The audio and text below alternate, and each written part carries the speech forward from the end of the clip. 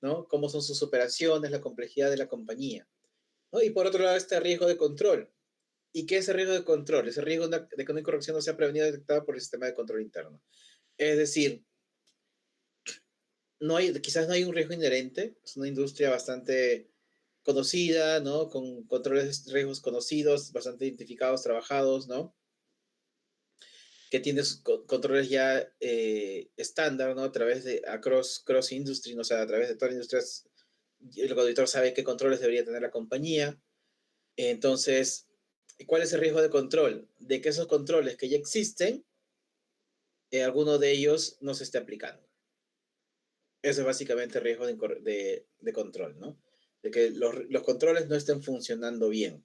No es que, no es que la compañía o la industria tenga operaciones tan complejas que produzcan riesgos inherentes, no, sino que los riesgos son bastante comunes, bastante estándar, pero la compañía no tiene controles suficientes, con lo cual, aunque las operaciones no son tan complejas, pero el fraude es tan fácil como que los pagos los están haciendo, en vez de hacerlos por transferencias bancarias, que es o el uso común estándar hoy en día, siguen haciendo cheques, ¿no? Y ni siquiera cheques de gerencia. Ok, riesgo de control, ¿no? Porque un control tan básico como es aprobar todo a través de bancos hoy en día, incluso los cheques de gerencia se hacen a través de banco hoy en día, se tenga que hacer, se siga haciendo cheques manuales, ¿no? O sea, acá hay bastante riesgo de que algo no esté funcionando.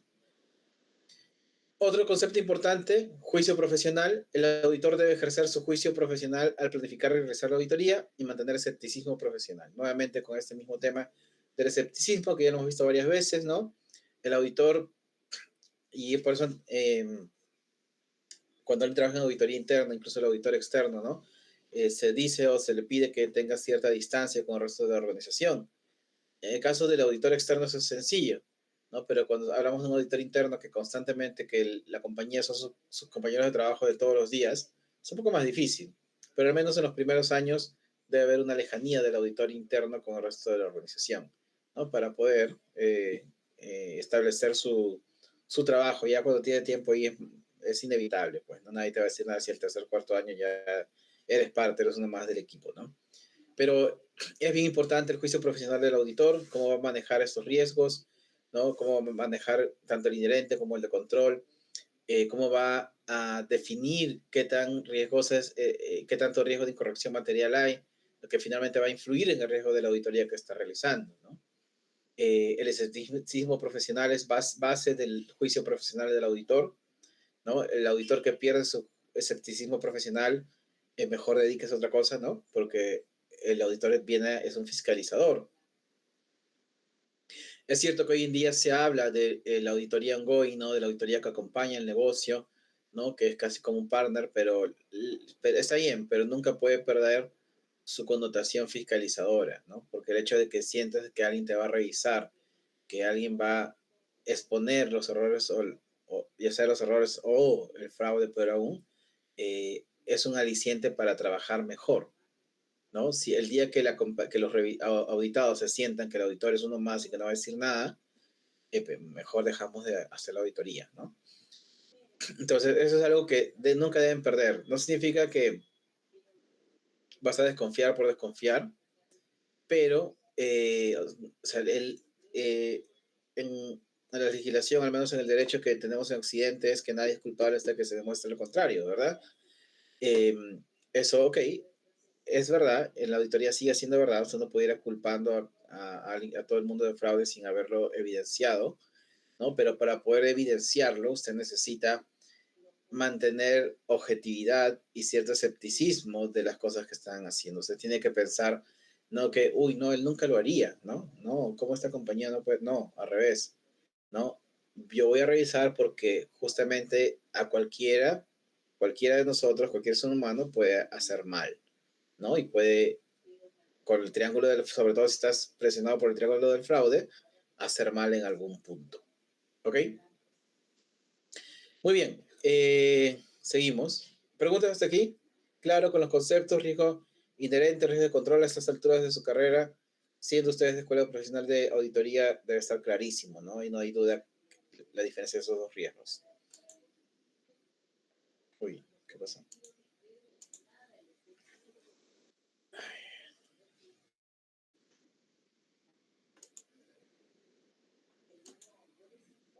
Perdón. Ya, ahora sí.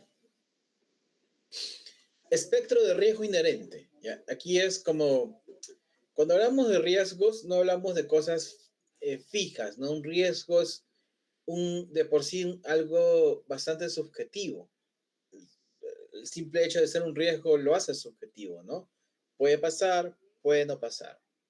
Ahora, cuando se trata de valorar ese riesgo, uy, ahí la cosa se hace aún más subjetiva, ¿no? Entonces, uno tiene que al menos definir cuál es el riesgo, ¿no? De ese, cuál es el espectro de ese riesgo inherente, ¿no? ¿Cuáles son qué grados puede tener de acuerdo a la organización en que estoy? Un segundo que acá se ha movido.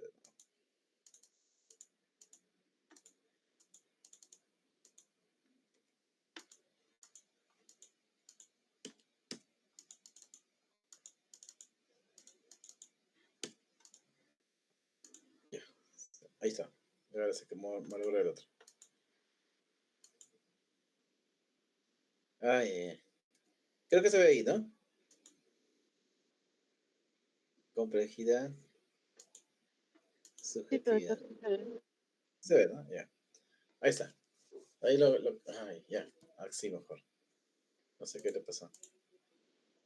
Ah, cuando el zoom puede ser, ¿no? Bueno, no importa. Ahí se lo muestro, creo que se ve bastante bien también. Vamos a esconder esto. Ya. Entonces, una vez que identifico los riesgos, hay un concepto importante que es el espectro de riesgo, ¿no? Determinar cuál es el grado de ese riesgo inherente para las diferentes transacciones, saldos contables, información que se revela en los estados financieros o la información financiera, ¿no? El espectro de riesgo inherente se refiere al grado en que varía el riesgo inherente, es decir, eh, eso significa que algunas de las afirmaciones son más susceptibles a incorrecciones que otras, ¿no? Y esta susceptibilidad puede variar de muy baja hasta muy alta. La valoración de riesgo inherente considera la probabilidad y la magnitud de una posible incorrección material, ¿no? Teniendo en cuenta los factores de riesgo inherente. Es decir, qué tan probable es y cuál es el tamaño de que se dé, de que si se dé riesgo, cuál es el impacto que voy a tener. Lo básico de una matriz de riesgos, ¿verdad? Probabilidad en el eje de las X, ¿no? Y magnitud en el eje de las Y, ¿no? De las abscisas. Entonces, ahí usted hace su cuadro y ve cuál es la magnitud, cuál es la probabilidad de que las cosas, cuál es la magnitud del impacto, la probabilidad de que ocurra, y en base a eso usted va haciendo su escala de riesgos, ¿no? Y hay el espectro de riesgo. ¿Para qué? Para determinar en dónde, qué afirmaciones o qué información, qué saldos son los más riesgosos para la organización.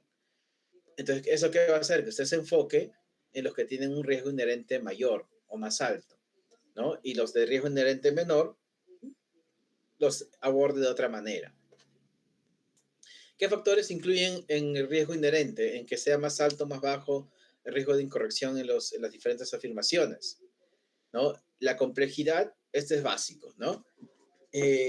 La complejidad primero de la industria, ¿no? Mientras más compleja sea la industria, ¿qué hace compleja una industria? A ver, ¿qué creen que hace compleja una industria? Para aclarar, ¿no? Saben que las industrias son, por ejemplo, industria de hospitalidad, todo lo que es hoteles, bares, restaurantes, etc. La industria minera, todas las compañías mineras, no importa qué cosa exploten, ¿verdad? Incluso hay minería no metálica, ¿no? Como la de las piedras, las canteras, las piedras calizas, ¿no? La industria inmobiliaria, todos los que construyen vivienda civil, eh, edificios, oficinas, etcétera. La industria del consumo masivo, ¿no? La leche, el aceite, todo lo que se ve en supermercados, etcétera. La industria de retail, las tiendas en sí de supermercados, etcétera, etcétera, ¿no? La industria financiera, todo lo que son bancos, aseguradoras, ¿no? Compañías, cosas aseguradoras de salud, ¿no? Y de cualquier otro tipo de seguro. AFP son también parte del sistema financiero, etcétera, etcétera. Entonces, ¿Cuál creen o qué determina que una compañía, que una industria sea más compleja que otra? Los escucho. ¿Qué cosa determina que una industria sea más compleja que otra? ¿Qué cosa determina que, no sé, la industria de salud, estoy diciendo cualquier cosa, no estoy diciendo que sea así, que la industria de hospitalidad, ¿no? De hoteles, bares, restaurantes sea más compleja que la industria minera, o viceversa? ¿Qué es lo que hace más compleja una industria versus otra? Quiero escucharles, por favor.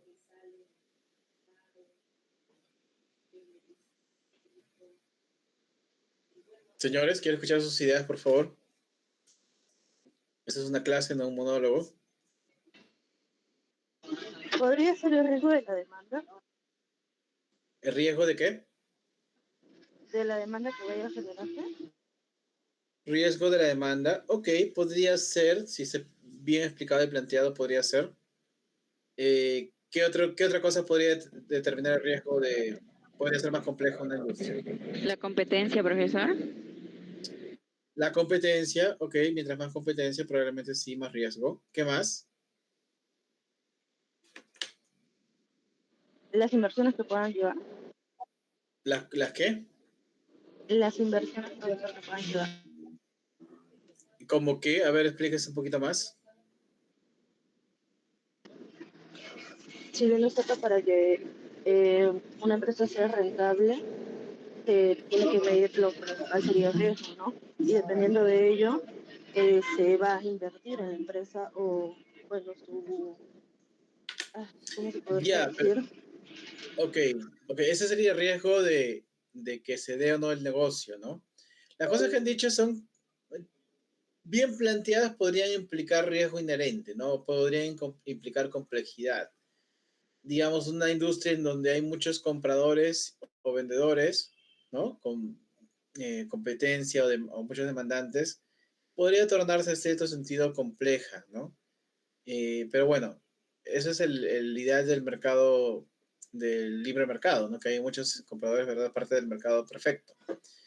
Eh, Podría ser, ¿no? Sí, definitivamente una industria con uno o dos competidores y uno o dos vendedores, definitivamente es una industria más sencilla y fácil de controlar.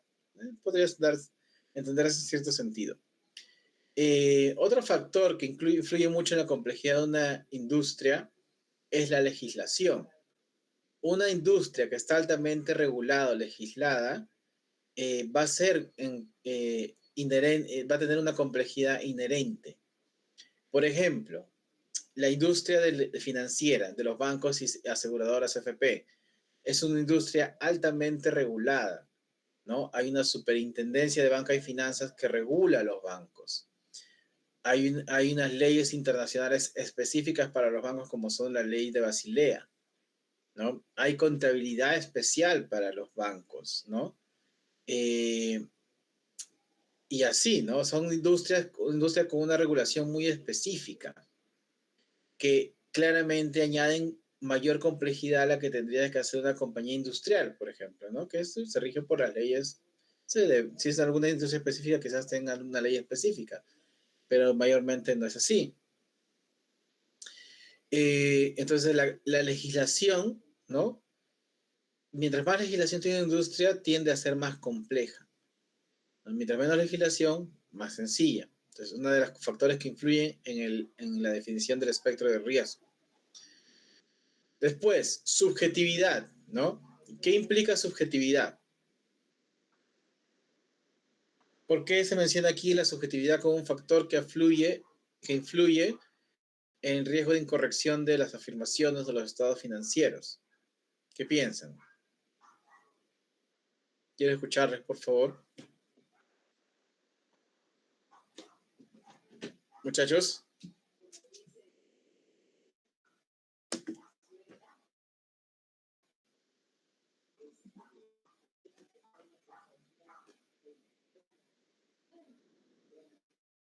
¿Muchos?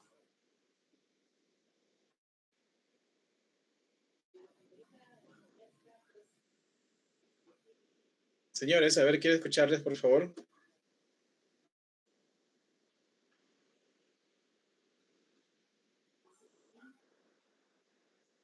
Delegada, por favor, a que sus compañeros hablen. Parece que estoy hablando aquí a la pared. necesito que participen como si estuviéramos en el salón.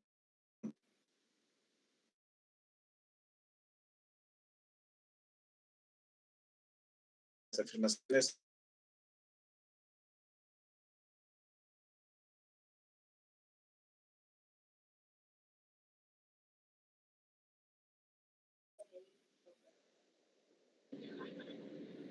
De la opinión que se pueda estar dando.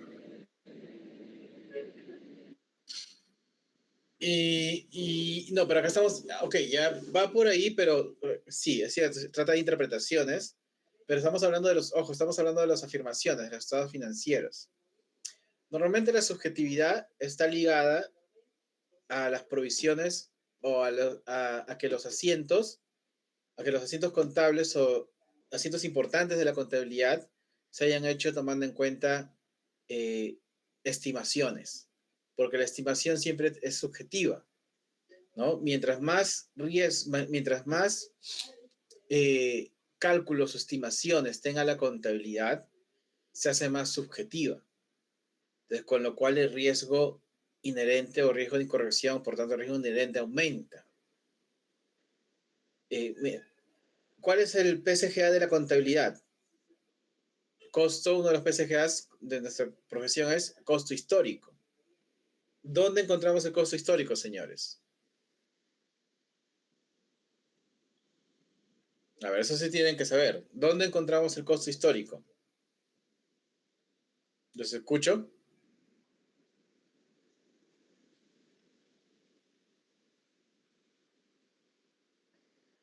Señores, los escucho, por favor.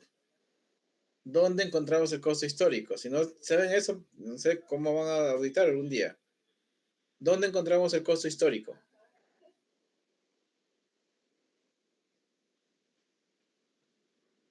¿O cómo lo definirían?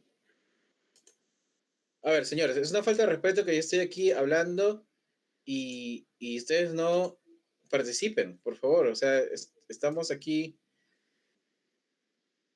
en una clase, ¿no? O sea, es como si estuviéramos en el salón, estarían participando, tienen que participar.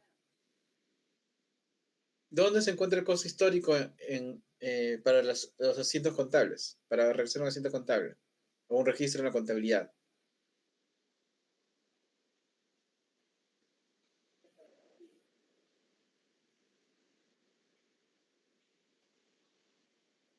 Si no, no avanzamos. A ver, señores, necesito que alguien responda. Si no, estoy hablando, si no pueden responder eso, estoy hablando al aire. ¿Dónde se encuentra el costo histórico para poder realizar un registro contable?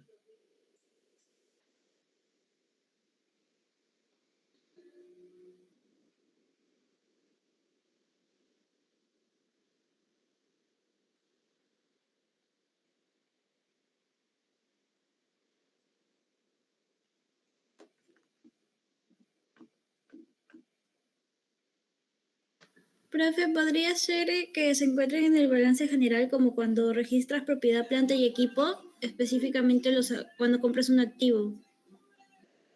A ver, explíquese un poco mejor, por favor. Ya. Si compras, por ejemplo, una maquinaria, la tienes que registrar a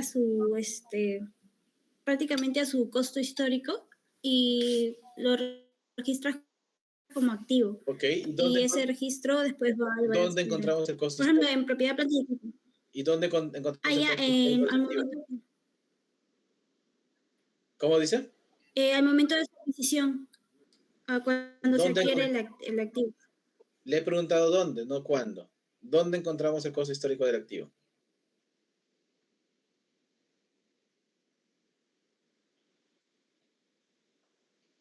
Estoy seguro que usted sabe la respuesta, señorita. ¿Dónde encontramos el costo histórico de un activo fijo que va a ir a PP cuando lo compramos? ¿Dónde encontramos su costo histórico?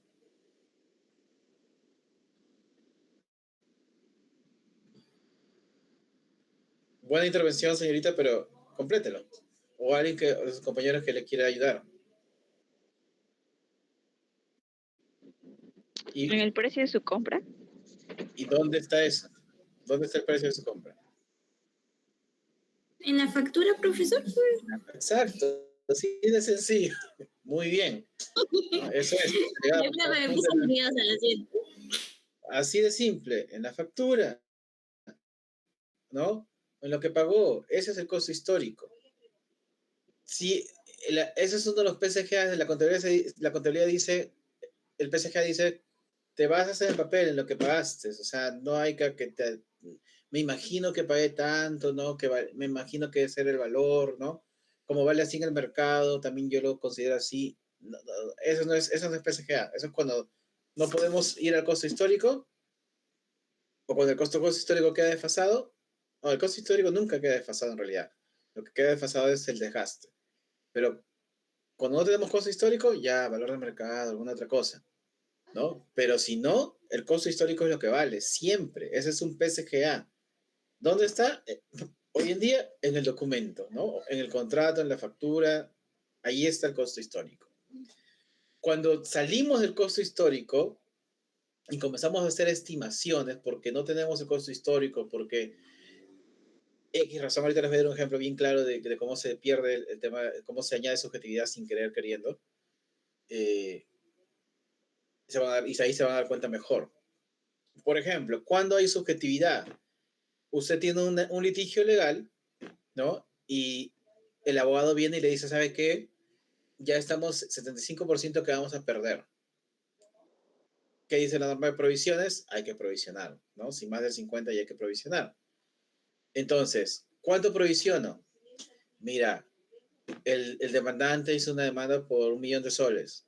El abogado, ¿no? En base anterior a jurisprudencia, etcétera, el juez probablemente falle entre un 50 y 75% de ese monto, de 1.000.000 de soles. ¿Cuánto provisiona? ¿Cuánto provisionaría usted, señorita? Totalmente subjetivo, o sea que escoge el 50, 75, un intermedio, lo que fuere, va a ser un subjetivo. No hay un papel, realmente uno sabe cuánto va a pagar. Si la sentencia dijera, sí, tienes que pagar 1.000.000, ok, costo histórico, ¿no? Ya no hay nada que hacer. Ese es un momento en que se añade subjetividad a una operación. Cuando usted tiene una línea en la contabilidad que tiene mucha subjetividad, hay un riesgo de incorrección material allí y por lo tanto el riesgo inherente aumenta. El riesgo inherente del espectro se hace alto. Otro ejemplo de subjetividad y que tiene que ver con las NIF. La norma de arrendamientos. En su curso de contabilidad 3, no sé si su escuela lleva contabilidad 3 o no, pero ahí hay la norma de arrendamientos, ¿verdad? O la conocen, la norma 16, si no me equivoco. ¿Qué dice la norma? ¿Cómo se calcula el activo por arrendamiento que se va al balance del arrendatario? ¿Cómo se calcula? Básicamente, la proyección de los flujos de efectivo que va a generar el arriendo, traído a valor presente menos todo lo que hayas tenido que dar para poder lograr el arrendamiento. O sea, el valor del activo del PP, o bueno, en este caso de la línea específica que se llama arrendamientos financieros, no está en base a un papel, no está en base a algo que realmente se desembolsó, un contrato, una factura. Está en base a una estimación de flujos futuros. Eso es, yo desde la mitad de mi carrera es proyecciones. Dime cuánto quieres que sea el flujo y yo te voy a hacer que sea eso y bien sustentado. Sobre todo si me dices que sea de aquí a 20, 30 años. Es demasiado subjetivo eso. Entonces, la norma de arrendamientos financieros le añade subjetividad a un rubro del estado del balance general súper importante como es activos, ¿no? Y por lo tanto le añade un riesgo inherente al estado financiero. Diferentes con el arrendamiento financiero, con el leasing, con el banco, ¿no? Que es un contrato que el banco desembolsó tanto y tú, en su balance, ¿qué pone el arrendatario? Pone el valor del equipo. ¿Y dónde está el valor del equipo? Costo histórico, en la factura que el proveedor le giró al banco. Se acabó. Es costo histórico. Cero subjetividad. Ahí no hay riesgo inherente. Donde se añade subjetividad es en los arrendamientos operativos, que al ser la gran mayoría de ellos a calzar en la definición de arrendamiento de la norma, tienes que hacer el cálculo, ¿no? De proyección y en base a eso calcular el valor que vas a poner en tu parte de activos fijos en la sección de arrendamientos. Entonces le añades ese cálculo de activo fijo de la norma, es súper subjetivo, ¿no? Y por tanto le añade riesgo inherente. ¿Qué más? ¿Quedó clara esa parte? ¿Alguna pregunta? ¿Qué otros factores influyen en el riesgo inherente? Bueno, el cambio, ¿no? Cuando hay constantes cambios dentro de la organización, cambios de políticas, cambios de procesos, ¿no? Cambios de personal, ¿no? Eso es un riesgo inherente, porque cuando hay un cambio de proceso, muy probablemente la forma de generar el costo, la forma de generar eh, las actividades que finalmente son las que te generan los gastos van a cambiar también, ¿no? O si cambias de persona, cada persona, por más que haga posiciones similares, y puestos similares, pero posiciones similares y tareas similares, cambian las maneras de hacer, ¿no? Entonces puede ser que también hay un riesgo en que el estado financiero no sea el mismo, ¿no? O sea, o que haya un error un riesgo inherente, un riesgo de corrección material, producto de un riesgo inherente en esa afirmación del estado financiero. La incertidumbre, claramente, ¿no? Creo que no hay mucho que decir.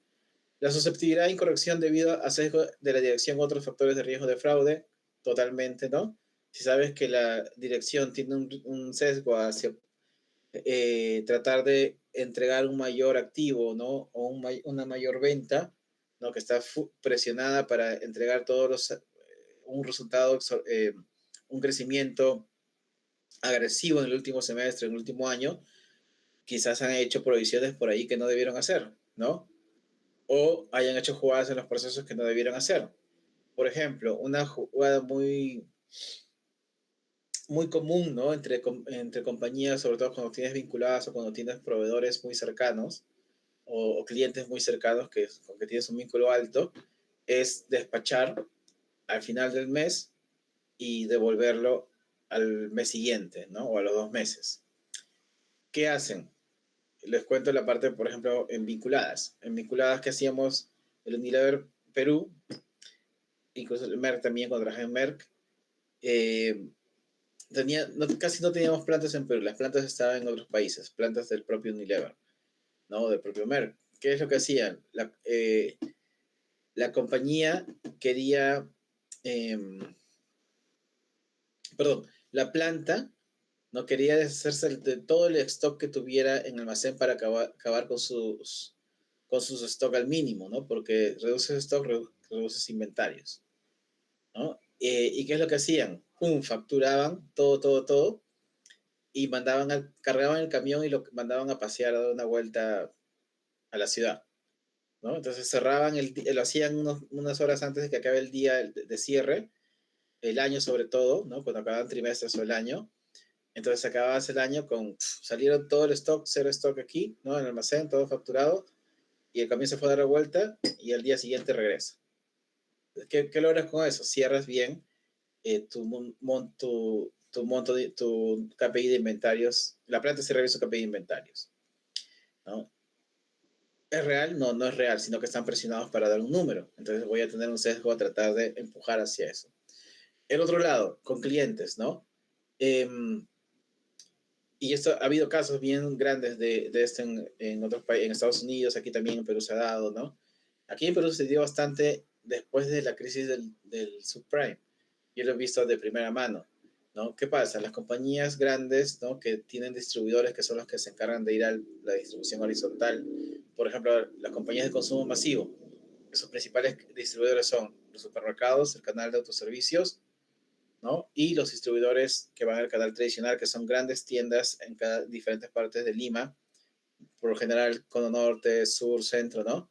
Y esos grandes distribuidores tienen fuerza de ventas que van de bodega en bodega, ¿no? Imagínense llegar a que tu producto esté en cada bodega de cada rincón de Lima. Eso se hace a través de los distribuidores, es un trabajo bien arduo. ¿Qué pasa? ¿Qué pasa? Esos distribuidores tienen una relación con las compañías de consumo masivo grandes bien estrecha, ¿no? Tan estrecha de que las compañías le pueden decir, oye, el vendedor de la compañía le puede decir, ¿sabes qué? Necesito llegar a mi venta. O sea, te vendo, me lo regresas el próximo mes, no importa. ¿no? Ya me falta 10% para llegar, cómpralo, te facturo y al mes siguiente me lo devuelves. La quincena por ahí para no ser roche. No estoy hablando totalmente coloquial. Pasa también, ¿no? Recuerdo que después de la crisis de 2008, la crisis del subprime, que trajo la economía abajo de crecer sobre el 5, 6, 7, a crecer 1% un año y después retomó al 5, no regresó a los mismos niveles. Después de eso no ha regresado a los mismos niveles. ¿Qué pasó? ¿Qué pasaba? Esos grandes distribuidores pasaron de tener 20 días, un mes de inventario, a tener 6 semanas, 2 meses, 3 meses de inventario. ¿Qué pasaba? Las compañías vendían, ¿no? Los distribuidores recibían, pero no vendían porque no había suficiente movimiento en la economía para suficiente demanda. Entonces, ¿qué pasaba? Simplemente ampliaban su almacén. Hasta las compañías grandes les pagaban para que amplíen su almacén, ¿no? Entonces, ¿qué pasaba en el estado financiero de la compañía? Productora simplemente generaba ventas, ¿no? Tiene 2 meses de ventas, o 1 o 2 meses de ventas ficticias, que simplemente han servido no para vender más en el mercado, sino para agrandar el almacén del distribuidor. Un riesgo, ¿no? De incorrección totalmente por un sesgo de la dirección, ¿no? ¿Por qué? Porque está presionada a dar esos resultados porque sus bonos dependen de que lleguen a esos resultados. Entonces, todos esos riesgos, el auditor tiene que aprender a leerlos, la complejidad, la subjetividad, qué cambios han habido, ¿no? Qué incertidumbres hay en el camino, ¿no? Además de complejidad, subjetividad, cambio, etcétera, y el ambiente de repente es incierto. ¿Qué haces, no? ¿Qué sesgos o qué tan susceptibles de dirección de cometer fraude? Mientras más sean mientras más veas estos factores, más riesgo inherente, va a haber más riesgo de incorrección. Pero el auditor lo que tiene que hacer es analizar. ¿Cómo se da cuenta el auditor de estas cosas? Le pregunta, oye, ¿es complejo? ¿Es subjetivo? No, eso se hace explorando la organización. Para eso te entrevistas con cada uno de los directivos, de los cargos claves de la organización, ¿no? Y el auditor tiene que ir sacando su lectura de cómo es la situación, ¿no? Qué tan complejo, qué subjetivo, qué tan qué tan presionada está la dirección por resultados, ¿no? ¿Qué cambios importantes han habido? Las compañías grandes, si no me equivoco, tienen un cuestionario ya, nos mandan al asistente, al practicante nunca, ¿no? Pero al asistente, un rango bajo de la auditoría, a veces hacer las entrevistas, pero nos mandan con un cuestionario ya definido por la metodología de la compañía, ¿no? De la auditora. Entonces, simplemente luego de eso se analiza, y sale, ¿no? Lo que pueda, y sale cuál puede ser el problema, ¿no? ¿Preguntas hasta allí? Creo que hay uno de su salón que trabaja en auditoría. ¿Alguna pregunta? ¿Les es familiar esto? No, si no, avanzamos.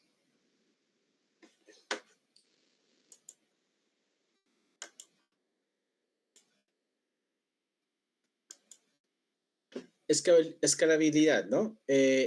Uy, ¿qué pasa acá? ¿Por qué está así?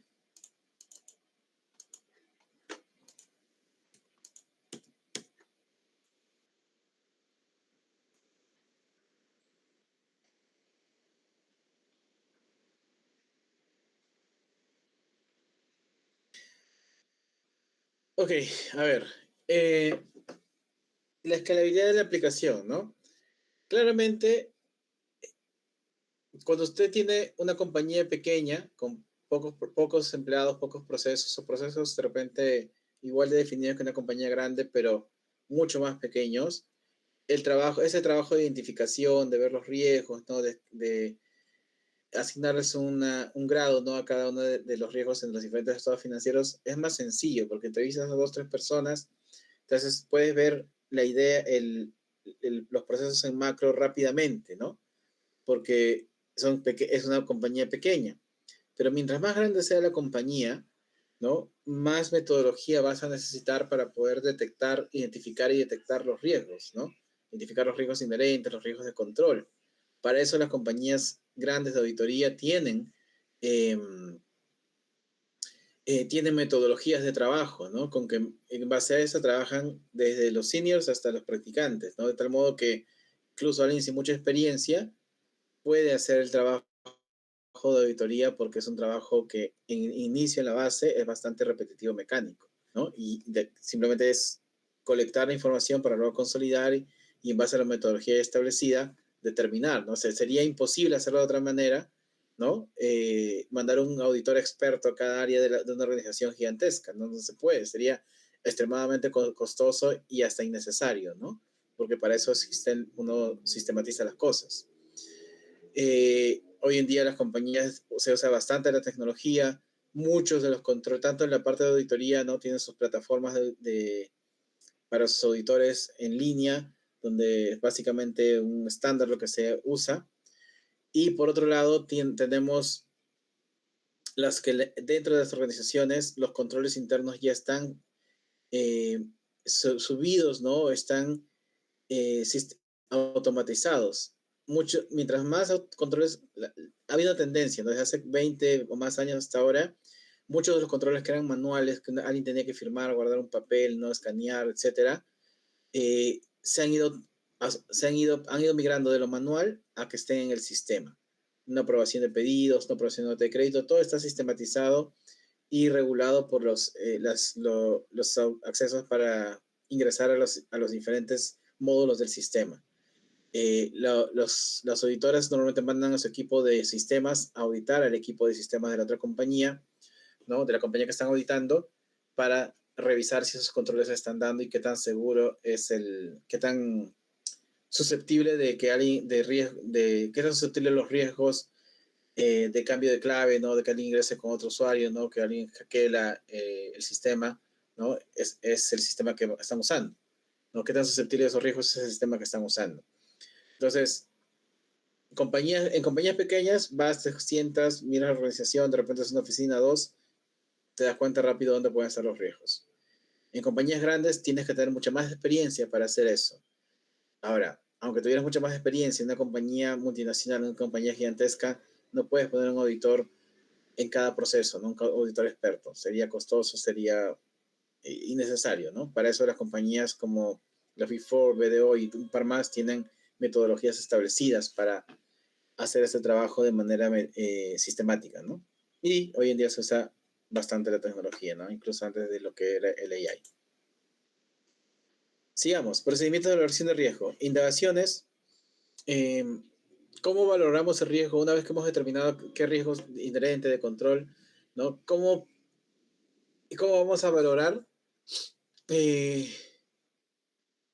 cada uno de estos riesgos, ¿no? El auditor debe diseñar y llevar a cabo procedimientos de valoración de riesgos para obtener evidencia de auditoría que proporcione un fundamento adecuado para identificar y valorar los riesgos de incorrección material, ¿no? ¿Cómo vamos a valorar, a decir, ok, ya sabemos que hay un espectro, etcétera, pero cómo vamos a saber si es alto o bajo, etcétera, ¿no?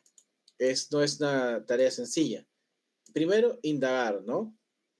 Tienes que ser curioso, preguntar, entender el proceso, entender la compañía. Luego, o sea, esa es la parte de que uno se mete a fondo, que conoce el negocio, ¿no? Que entrevistas, que preguntas, te metes al sistema, ¿no? Luego vienen los procedimientos analíticos, ¿no? Las evaluaciones de información financiera realizadas mediante análisis de relación entre datos. Esto lo hemos hablado en las evidencias, ¿no? Cuando hay un riesgo inherente alto, además de los riesgos de control, a ver,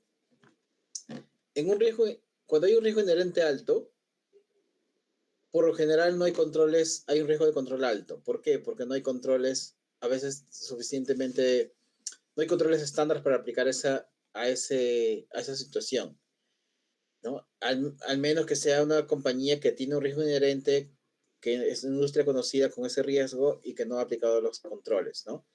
Pero por lo general cuando hay un riesgo inherente alto y si es una compañía seria, si es que ha dejado que ese riesgo inherente quede alto, es porque aún faltan diseñar controles eficientes para ese tipo para esa afirmación o para ese rubro del estado financiero, ¿no?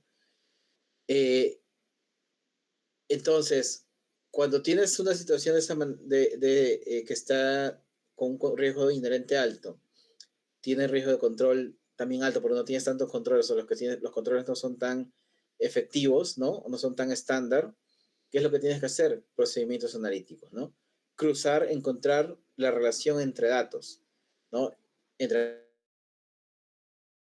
datos financieros y no financieros, que te permitan cruzar, decir, ok, sí, eh, eh, esta información financiera coincide con la realidad, con un indicador operativo. No tengo un control alto, pero no tengo un control eficiente, pero como el número dice aquí y en la realidad, o en este otro dato operativo dice esto otro, es muy probable que sea verdad, ¿no? Es como lo que les explicaba en clase. Usted puede tener una cuenta por cobrar, ¿no? Un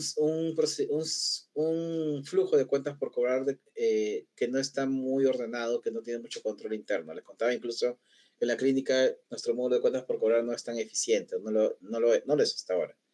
Entonces, ¿qué hicimos? Hicimos un control a través de Excel, ¿no? Un auditor podría decir, oye, este no es un gran control, ¿no? Esto debería estar, a estas alturas debería estar automatizado por el volumen de documentos que uno tiene, que uno maneja. Muy bien, entonces hagamos un procedimiento analítico.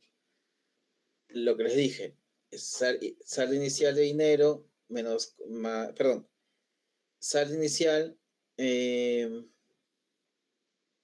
caja, ¿no?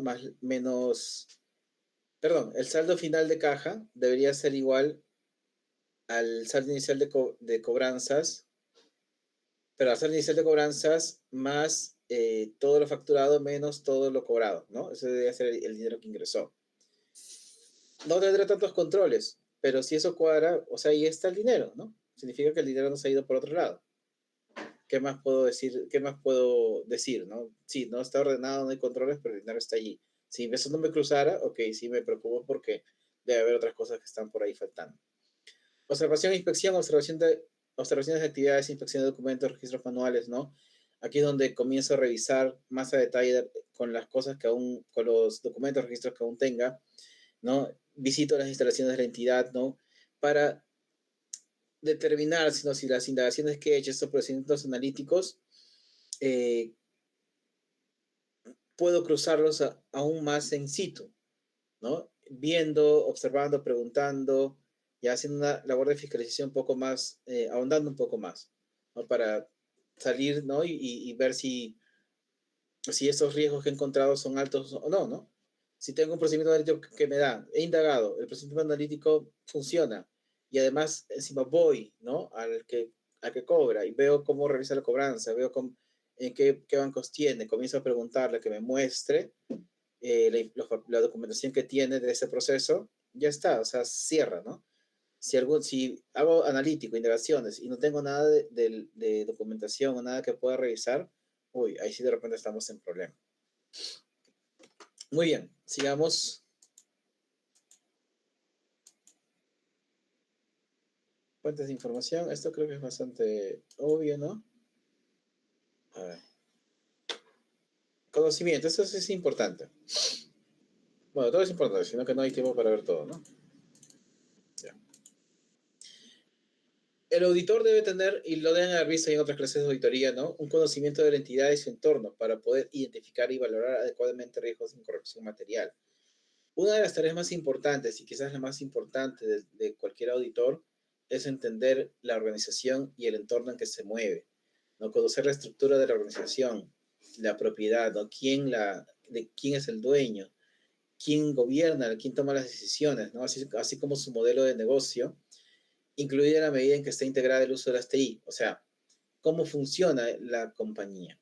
Eso es básico si usted quiere hacer una buena auditoría. No puede hacer una auditoría si es que no se empapa de cómo funciona la organización que va a auditar, ¿no? ¿Qué factores? Eso incluye, ¿no? Los factores sectoriales externos que pueda tener, en qué sector se mueve, ¿no? Por ejemplo, una compañía pesquera, la compañía pesquera tienen más o menos 6 meses de veda en el Perú, que no pueden pescar, otros 6 en que sí, ¿no? Las compañías mineras, qué contratos, qué regulaciones están saliendo sobre el sector minero, qué leyes están saliendo en el sector financiero. Tiene que conocer el negocio, no solamente la organización en sí, sino también el sector en que la compañía se mueve, en qué industria está, em, cuáles son las particularidades de la industria, qué legislación le atañe, ¿no? Cuáles son los riesgos principales de ese sector, ¿no? De qué están pendientes. La salud, por ejemplo, es algo que siempre está supeditado a lo que diga su salud, a lo que diga el Ministerio de Salud. El, quien regula la salud, la industria de salud es una industria muy regulada, ¿no? Más regulada que el consumo masivo, más regulada que farmacia incluso, ¿no? Porque las compañías te dicen, el gobierno es el que te dice qué cosas, cómo debe ser la clínica, qué debe cumplir una clínica para tener determinada categoría, y el gobierno no es, no es un buen conocedor de regulaciones o no se caracteriza por hacer legislación eficiente, ¿no? Entonces ese siempre es un riesgo, que te pidan cosas innecesarias o extremadamente caras para cumplir con los requerimientos de licencia, ¿no? O en el mundo de la clínica se llama categoría, ¿no? Cada cierta cantidad de años tienes que cumplir con ciertos requisitos para mantener tu categoría de centro médico, ¿no? Pues hay diferentes niveles, desde posta hasta un hospital súper complejo. De acuerdo al nivel en que estés, necesitas tener consultorios, banco de sangre, sala particular de anestesia, etcétera, etcétera, ambulancias, sala de emergencia. Eso es un riesgo de la industria de salud, que en un momento el gobierno saca con una legislación que no tiene sentido, pero que es extremadamente costoso implementarlo. ¿Qué implica esto? Que toda clínica o institución que está en la industria de la salud tiene que estar metida en las cámaras sectoriales, ¿no? En las charlas del sector, entre el sector y el gobierno, ¿no? Para poder estar al tanto de lo que está pasando y para poder levantar la voz cuando hay un cambio que venga con el que la mayoría no va a estar de acuerdo, ¿no? Y todos se empujar en un lugar. Una compañía que no está allí corre el riesgo de no estar atento y de enfrentar cosas inciertas más rápido, más frecuentemente que otras, ¿no? Medidas de desempeño, conocer qué medidas se utilizan externa e internamente. Y después aquí, ¿qué pasó acá? El modelo de negocio de la entidad. Esta parte es más de lo mismo, pero un poco más detallado, ¿no? Del conocimiento de la entidad de su entorno. ¿Qué modelo de negocio tiene la compañía? Entienden que es un modelo de negocio, me imagino, a estas alturas de la carrera, ¿no? Es como cuáles son los drivers de revenue de la compañía, cuáles son sus drivers de costos. Si el auditor no entiende cómo es que principalmente hace su dinero la compañía y cuáles son sus principales gastos, o sea, eso es lo básico que debe saber el auditor para comenzar a darse una idea de dónde están los riesgos, ¿no? Elementos del modelo del negocio. Uy, ¿qué pasa acá?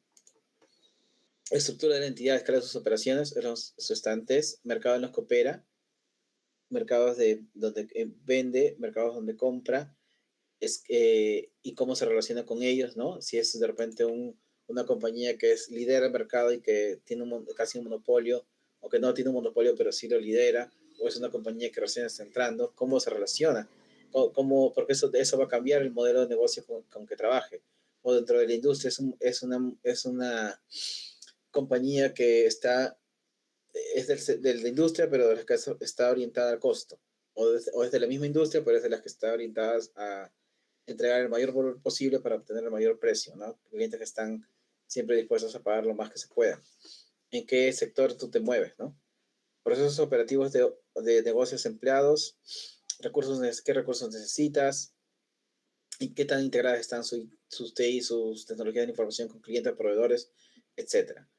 Riesgos de negocios relevantes. Los riesgos incluyen qué negocio puede resultar un riesgo de incorrección material, ¿no? Ejecución, puede haber, esto de acá, ejecución ineficaz de estrategias, como de repente he lanzado un producto y esto no ha dado efecto, tengo gastos ahí que subsanar o gastos que tengo que ver cómo los licúo con otra venta, ¿no? Entonces eso me puede crear presión sobre el negocio para dar resultado, o sea, presión más allá de la normal, ¿no? Algún área o hay un cambio fuerte que se está dando y la compañía no está pudiendo absorberlo, ¿no? Desarrollo de productos o servicios fallidos, esto les acabo de mencionar, ¿no? Mercados inadecuados para productos o servicios. Les cuento, hay una pequeña anécdota. Recuerdo que en Unilever hace varios años, estamos hablando de 2010 más o menos, lanzaron, y eso le pasa mucho a las multinacionales, ¿no? Tienen un producto exitoso en otro lado y lo quieren replicar pensando que también va a ser exitoso simplemente porque fue exitoso en otro lado. Unilever tiene el jabón más vendido del mundo. ¿Y por qué? Porque tienen una marca que es la más vendida en India. India tiene 1.000 millones de personas, ¿no? Claramente vendes algo que tiene un monopolio ahí, va a ser lo más vendido en el mundo, probablemente. Entonces, tenía un jabón que se llamaba Lifebuoy. Pusieron un montón de dinero en inversión, en marketing, en distribución, etcétera, para ingresar la marca aquí al Perú, ¿no? Se fueron a colegios, se contrataron celebrities para los comerciales. Él nunca despegó, ¿no? Las razones, vaya usted a saber, algunos decían que era porque el nombre era muy, muy difícil de pronunciar, ¿no? Lifebuoy. El color también que no ayudaba mucho. No sé si alguno de ustedes llegó a conocer ese jabón 2010. Probablemente eran niños, ¿no? Por ahí que sí lo vieron. Tenía una presentación azul y otra roja. Y eso crea presión, ¿no? Porque todo ese costo tienes que absorberlo. El año en que pasa eso, tienes un riesgo en evita fuerte. ¿Por qué? Porque va a tener que absorberlo la organización.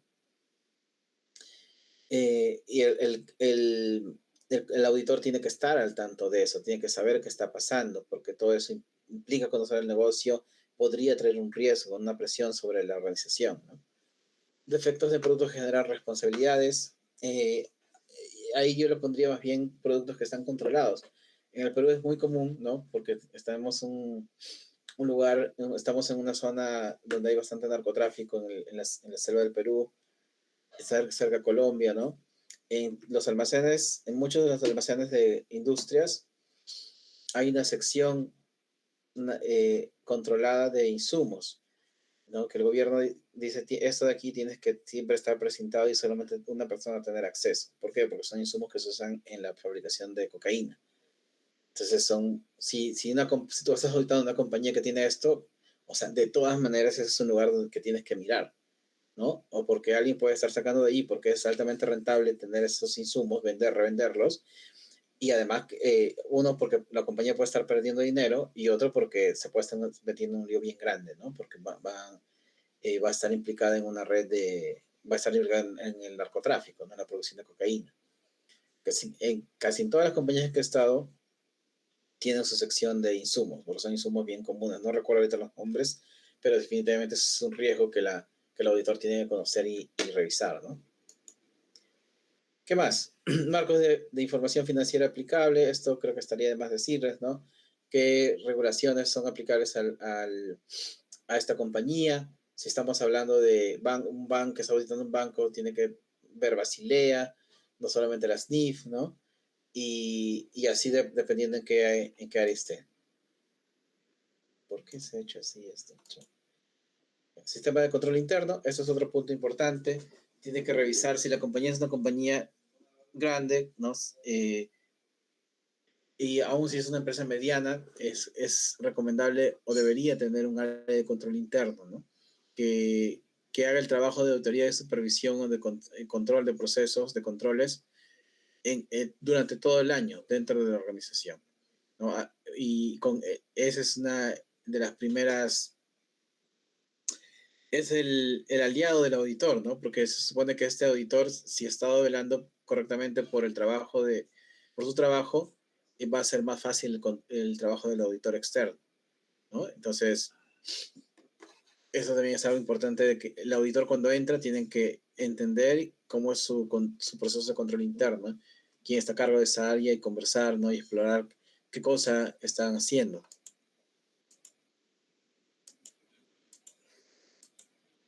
Entorno de control. Aquí, aunque suena así medio abstracto, en realidad es una de las cosas más importantes. Integridad y valores éticos, ¿no? El entorno de control es un componente fundamental del sistema de control interno que establece el tono de la organización respecto al control y su importancia. ¿Cuánta importancia le da la organización a la ética o al control interno? Primero, integridad y valores éticos. ¿Cómo la dirección comunica y refuerza la integridad y los valores éticos a través de sus acciones y políticas? Creando una cultura de honestidad y comportamiento ético, ¿no? ¿Cómo la dirección, o sea, que la comunicación de que todo el comportamiento dentro de la organización debe estar dentro del marco de la integridad y los valores éticos, ¿cómo se está comunicando eso desde arriba? ¿O no le interesa comunicar a los directores, ¿no? ¿Cómo sienten los directivos? ¿Cómo los directivos escalan eso a sus equipos de trabajo? En compañías grandes, al menos en la parte teórica, ¿no? En los procesos, el mensaje de la compañía al resto de la organización, a cada empleado, suele ser esto algo que se da por hecho, ¿no? Y que es así, ¿no? Te hacen hacer leer tu manual de ética, hacer cursos de ética, ¿no? Y cómo se aplica esos valores éticos dentro de la organización en la que estás. En compañías medianas es más complicado, muchas veces no se da y es más ambiguo, ¿no? Ahora, que en compañías grandes se dé no significa que todos los empleados las cumplan, ¿no? Siempre hay áreas grises, siempre hay, oye, a pesar de que no es ético, pues está ahí, lo mantiene porque pues, te da resultados, porque es amigo del jefe, de uno de los dueños o de un cargo alto, etcétera, ¿no? Pero en compañías grandes suele ser lo que se espera de ti, que te comportes íntegramente o éticamente, ¿no? No solamente para la organización, sino hacia afuera, ¿no? O sea, no solamente que no lo robes a la compañía, sino también que actúes éticamente con los proveedores y con los clientes. En compañías medianas eso se espera que actúes éticamente con la organización, pero no necesariamente con los proveedores o los clientes, ¿no? Y eso es algo que sí, las compañías, porque las compañías medianas bueno, quieren vender y si lo hacen a expensas del proveedor o del cliente, bueno, ¿no? No hay, ya depende mucho del dueño, del comportamiento del dueño, ¿no? Por un tema de transparencia, de que reportan a bolsa, las compañías grandes tienen que ser íntegras y éticas porque nadie va a comprar la acción de una compañía que hace fraude, ¿no? O que decepciona a sus clientes, a sus proveedores. Y esto, muchachos, esta parte de integridad de valores éticos, al final del día, cuando uno decide, yo personalmente cuando me preguntan, y conozco mucha gente así, ¿no? Que cuando me preguntan dónde quieres trabajar, la primera cosa que se me viene a la mente es que sea una compañía que actúe éticamente, ¿no? Y que promueva el comportamiento ético. Porque es la manera en que estás tranquilo, porque puedes ganar dinero y estar en un lugar que no se cultiva estas cosas y no vas a ser feliz. O sea, no, las cosas no van a funcionar. Supervisión del gobierno corporativo, ¿no? Hay órganos de gobierno corporativo, el directorio, el board de ejecutivos, ¿no? Que tienen que funcionar de una cierta manera, que ya son normas de buen gobierno corporativo, ¿no? Los ejecutivos le reportan al gerente general, el gerente general entra al directorio que se reúne constantemente y hay un proceso, una metodología de dar cuentas, ¿no? Desde abajo hasta arriba. Eso es el gobierno corporativo, que es algo que debe estar establecido, debe haber un departamento de control interno, ¿no? Significa que hay alguien que siempre que está mirando, ¿no? Además de los reportes habituales hacia jefaturas, hacia el directorio. Estructura organizativa, como la entidad asigna autoridad y responsabilidad, establece líneas de reporte y define áreas claves de autoridad, ¿no? Como los manuales de autorizaciones, ¿no? Quienes aprueban determinados montos para compras, para ventas, ¿no? Cómo están definidos los equipos, quién le reporta a quién, ¿no? Que no haya conflicto de intereses entre equipos, que haya políticas claras, por ejemplo, cuando se crea una pareja en la clínica, en la organización, qué cosa se hace, ¿no? Si está dentro de una o mismo departamento es ético que dos personas que están en una relación estén dentro de un departamento, eso va a crear conflictos o preferencias, ¿no? Es un tema ético. ¿Cómo está definido eso? Competencia del personal, cómo la entidad atrae, desarrolla y retiene personas competentes alineadas con sus objetivos, incluyendo políticas de formación y evaluación. Otro tema bien importante que tiene que ver mucho con la meritocracia, ¿no?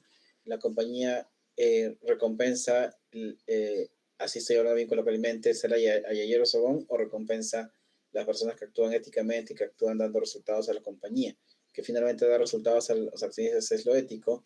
Es una gran medida para definir lo ético dentro de una organización, ¿no? Que vele por los intereses de los accionistas. El otro gran componente de algo ético en la organización es que vele por la gente y por los externos, ¿no? Que sea responsable frente a todos los stakeholders de la organización, no solamente de los stockholders, que son los accionistas. Rendición de cuentas como la entidad responsabilidad de las personas por sus funciones en el sistema de control interno, ¿no? Incluido medidas de desempeño, etcétera. Nuevamente, que tiene que ver bastante con la meritocracia, ¿no? La meritocracia es algo, y la rendición de cuentas es algo que ayuda a que el comportamiento íntegro se mantenga, ¿no? Es el gran ejemplo. Y eso es aquí en todo el mundo, ¿no? Con sus matices, obviamente, pero las compañías privadas, ¿por qué suelen ser? No es que no haya corrupción en las compañías privadas, también hay corrupción en las compañías privadas, pero por lo general suelen ser más eficientes y por lo tanto menos corruptas que las compañías públicas, ¿no? Que las compañías que pertenecen al Estado. ¿Por qué? Porque las compañías públicas le reportan a los accionistas, ¿no? Desde uno cuando entra a trabajar, le reportas a tu jefe y tu jefe te pide resultados porque él le reporta a su jefe y su jefe le reporta a un director y el director le reporta al gerente general y el gerente general reporta al, al director y el director le reporta a los accionistas, ¿no? Entonces hay un sistema de rendición de cuentas, eso es control, ¿no? Por otro lado, una compañía pública en teoría tienes un jefe, pero al jefe no le importa mucho porque nadie le está pidiendo cuentas a él, ¿no? Lo más parecido a una auditoría, un control interno que tienes es la Contraloría de la República, pero hay tanta corrupción, ¿no? Y la misma Contraloría, por más que haya elementos buenos allí que quieran hacer algo, se encuentra con la corrupción dentro de las organizaciones, ¿no? Que no es difícil, que es difícil de quitar muchas veces, ¿no? En Sedapal, saben que en Sedapal hay cargos hereditarios, para que se hagan una idea. Hace poco tenía una amiga que estaba auditando allí y yo también como parte de la clínica teníamos bastante contacto con ellos. Nos enteramos que tenían cargos hereditarios, ¿no? Una amiga estaba auditando justamente su autoseguro. El autoseguro es la parte de una organización, por lo general las entidades del Estado lo tienen, ¿no? Que todos los empleados pagan un seguro y con eso, cada vez que tienen algo que atenderse, esa compañía responde por ellos, ¿no? O sea, cubre esos gastos en cualquier lugar. De cualquier lugar que hayan negociado, obviamente, ¿no? El BCR, por ejemplo, lo tiene con nosotros, el MEF, ¿no? Sedapal también lo tiene, ¿no? Pero Sedapal tiene una curiosidad, que tiene cargos públicos hereditarios dentro de la organización. Imagínense, no llevan agua todos los que deberían llevar, hay 30% de gente que no tiene agua en Lima, pero ellos heredan los cargos. Y su autoseguro es bien particular, porque pagan poquísimo, pagan una suma irrisoria, creo que es 10 soles o un monto similar. No me acuerdo el monto exacto, pero es un monto así como tú dices, como, ¿no? O sea, un monto seguro tan barato, no, imposible. Pero se atienden en las mejores clínicas. O sea, claramente quien está pagando la cuenta es todos los que pagamos el agua, ¿no? ¿Y por qué pasa eso? Y mi amiga estaba auditando eso lo habían contratado al mismo para un auditor externo para hacer esa auditoría. Y me dice, oye, yo no sé qué hacer porque yo digo lo que encuentro y se molestan, ¿no? La persona que le estoy entregando me dice como que no quiere que le diga, ¿no? Y yo tengo que decirlo porque si no estaría en contra de la ley. Eso es una entidad pública, ¿no? Tiene que decir lo que encuentra. Bueno, digo, di lo que encuentres, pero por otro lado también piensen que ellos ya saben lo que hay ahí, ¿no? La Contraloría definitivamente sabe lo que pasa allí, sino que hay cosas que son difíciles de cambiar, ¿no? Eso pasa cuando no hay una responsabilidad, ¿no? No hay alguien que te esté diciendo las cosas, a quien te das que dar cuenta. Por eso es que las entidades públicas en su gran mayoría no funcionan bien, porque no tienen a alguien que les reportan, no tienen este tema de rendición de cuentas. Acá también hay corrupción en lo privado, pero en la entidad pública más, porque nadie le importa, porque todo es de todos, ¿no? Eso es un entorno de control. La rendición de cuentas, la supervisión, la meritocracia son básicos para un buen entorno de control. Y eso lo ves, se ve bien claro cuando comparas el sector privado con el sector público. No es que en el sector privado no haya corrupción, no haya también sobonería y ayerismo, no hay nepotismo, lo hay, pero en menor medida, porque alguien te está vigilando siempre, ¿no? Sobre todo en las compañías que cotizan en la bolsa de valores, ¿no? O compañías que son más conocidas. Muy bien, muchachos, vamos a dejarlo ahí por ahora. Estamos avanzados hasta la diapositiva 13, son muchas más diapositivas. Yo le voy a pasar esto a su delegado para que se los pase y lo estudien para el parcial. La próxima semana sí tenemos clase ya presencial. Vamos a hacer una pequeña un pequeño repaso de todo, ¿no? De repente avanzar un poco más de aquí y hacer un pequeño caso como hemos hecho anteriormente, ¿no? Porque ya esa sería la última clase, la siguiente ya toca el examen final, ¿verdad? ¿Cierto, delegada? La siguiente es la última clase. ¿Delegada?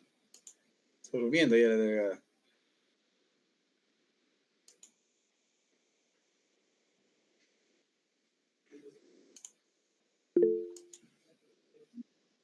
Sí, profesor, la ¿Sí? siguiente es la última clase. La siguiente es la última clase. Ok, perfecto. Listo. Gracias, señores. Entonces ahí quedamos, ¿ya?